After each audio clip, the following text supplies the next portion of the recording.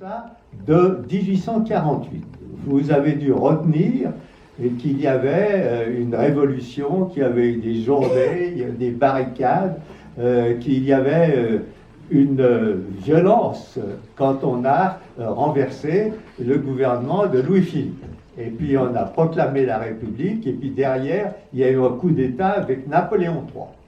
Mais ici, Saint-Julien fait partie de la Sardaigne. Alors on se dit, tiens, ça devait être plus calme du côté des Sardes. Or, pas du tout. Hein? En Italie, c'était très actif parce que l'Italie était très divisée. C'était de nombreux royaumes, provinces, il y avait des guerres constantes. Et en 1848, par exemple, les rois, il y en a un qui a démissionné et qui a été remplacé par un autre. Donc, c'était des événements assez violents. En quelques phrases, jusqu'à ce jour, cette ville était restée dans l'oubli de la part de son ancien gouvernement. Les gens qui y sont appelés par leurs divers emplois ne peuvent que très difficilement se loger. Le manque de locaux empêche sans doute beaucoup d'industriels d'y venir s'établir. Elle est complètement dépourvue de tout édifice public. Le conseil municipal, animé par l'esprit de progrès et envieux de prouver à ses voisins que sous le nouveau régime, la ville ne veut pas rester en retard dans la voie nouvelle qui lui est tracée, comptant de plus en plus sur l'appui bienveillant de l'administration, a pensé devoir donner l'exemple aux habitants en prenant l'initiative, et il a décidé la construction d'un hôtel de ville renfermant le palais de justice. Donc voilà l'acte du début qui est signé par le maire, le conseil municipal.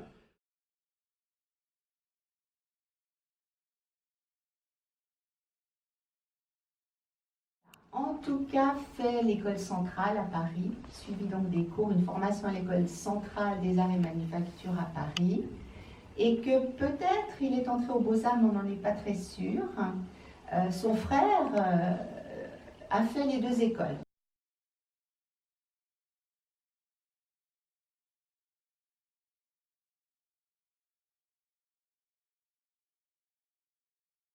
Hôtel de ville, palais de justice, déjà, c'est-à-dire l'idée de combiner les deux programmes n'est pas propre à l'époque française, puisqu'on voit que déjà à l'époque sarde, il s'agissait de mettre plusieurs fonctions dans un même bâtiment, ce qui n'est pas très rare à cette époque. À Genève, par exemple, Jacques-Louis Brochet va construire ce qui est devenu le Crédit Lyonnais aujourd'hui. Mais à l'origine, c'était un bâtiment de poste, un local de pompiers, il y avait des salles de classe à l'étage. Donc, on combinait dans un même bâtiment public plusieurs activités.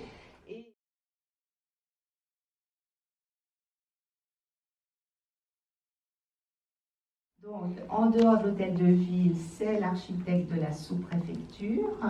C'est l'architecte de l'hôpital dans sa première version, donc l'hôpital Saint-Joseph. Vous voyez donc les deux bâtiments illustrés sur ces planches de Louis Boismont, à nouveau, qui ont été retrouvés récemment, comme Jean-Luc le disait tout à l'heure. Et voilà encore la sous-préfecture, qui est un bâtiment tout à fait important, et l'hôtel de ville, qui l'est tout autant. C'est quand même impressionnant que, à ma connaissance, il n'a pas eu le titre d'architecte de la ville de Saint-Julien, mais il faut encore chercher, il y a peut-être des documents qui vont sortir. C'est impressionnant de voir qu'il est à la tête de 3 bâtiments publics très importants, justement la préfecture, l'hôtel de ville et l'hôpital Saint-Joseph. Et c'est vrai que d'ordinaire, je vous le disais à propos d'Ignace Monet tout à l'heure à Annecy, ce sont les architectes de la ville qui sont en charge de ce type de bâtiment.